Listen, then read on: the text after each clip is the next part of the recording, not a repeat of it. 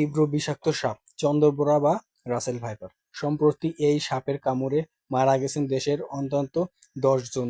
Russell viper বা চন্দ্রবোরা সাপের দাঁতগুলো তাদের চোয়ালে ভাঁজ করা থাকে। আক্রমণের সময় এই দাঁতগুলো খাড়া হয়ে শরীরে বিষ প্রয়োগ করায়। অবশেষে অভ্যন্তরীণের রক্তক্ষরণের কারণে শরীর সম্পূর্ণভাবে অকার্যকর হয়ে হেমোটক্সি বিষ শরীরে প্রবেশ করার 5 সেকেন্ড এর মধ্যে রক্তে মিশিয়ে রক্তের কোষগুলোকে আক্রমণ করতে শুরু করে।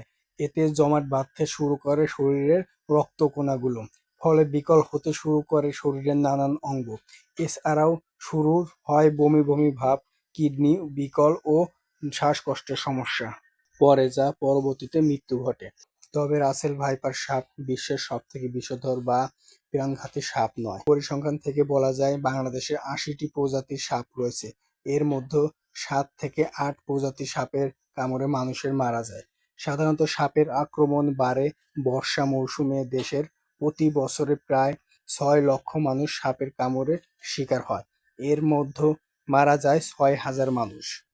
দেশের বিষাক্ত সাপের তালিকায় সবার প্রথমে যে সাপের নাম সামনে আসে সেটি হলো খয়াগপ্পু।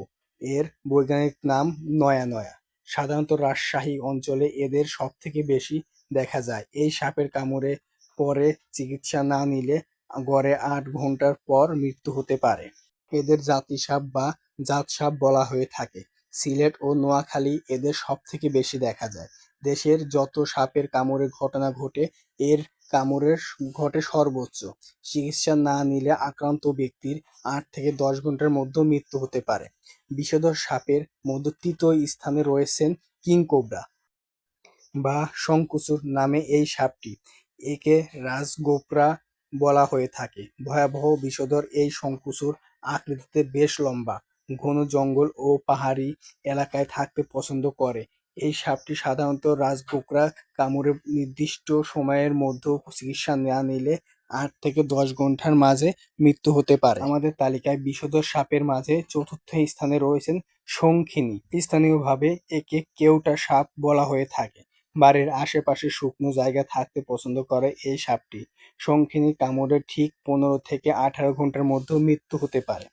পঞ্চম স্থানে রাখা হয়েছে কালো লাইজার নামে সাপটি, যা বাংলাদেশে প্রচুর সংখ্যায় রয়েছে। চট্টগ্রাম ও সিলেটের পাহাড়ি অঞ্চলে, এছাড়াও নোয়াখালী ও সুন্দরবনের অঞ্চলে এদের বেশি দেখা যায়। সাধারণত এই সাপের কামড়ে আক্রান্ত ব্যক্তির 15 ঘন্টার মধ্যে মৃত্যু হতে পারে। আমাদের তালিকায় ষষ্ঠ স্থানে রাখা হয়েছে দেশের বর্তমানে ব্যাপক আলোচিত সাপ চন্দ্রবোরা বা রাসেল ভাইপার। এই সাপের কামড়ের পর 72 ঘন্টা বা 3 দিনের মধ্যে আক্রান্ত ব্যক্তির মৃত্যু হতে পারে। তবে বাংলাদেশের এই সাপের কামড়ের পর 15 দিন পর্যন্ত বেঁচে থাকার রেকর্ড আছে। এই সাপটি অন্য বিষধর সাপের থেকে কম আতঙ্কের, কারণ এরা মূলত অলস প্রকৃতির হয়ে থাকে। সাধারণত সাপগুলো যেমন মানুষ দেখলে পালিয়ে যায় বা তেড়ে আসে, কিন্তু রাসেল ভাইপার বা চন্দ্রবোরা সাপটি এর কোনো কিছুই করে না। এমনকি কামড় দেওয়ার পরেও নিজের জায়গা থেকে নড়ে না। ফলে আক্রান্ত ব্যক্তি সাপটিকে দেখে সহজেই শনাক্ত করতে পারে। সাম্প্রতিক সময়ে এই রাসেল ভাইপারের আলোচনায় আসার পর জনমতে আতঙ্ক ছড়িয়েছে অনেকটাই। কোথাও কোথাও জনপ্রতিনিধিরা সাপ মারার জন্য নগদ অর্থ প্রদান করার ঘোষণা করেছে।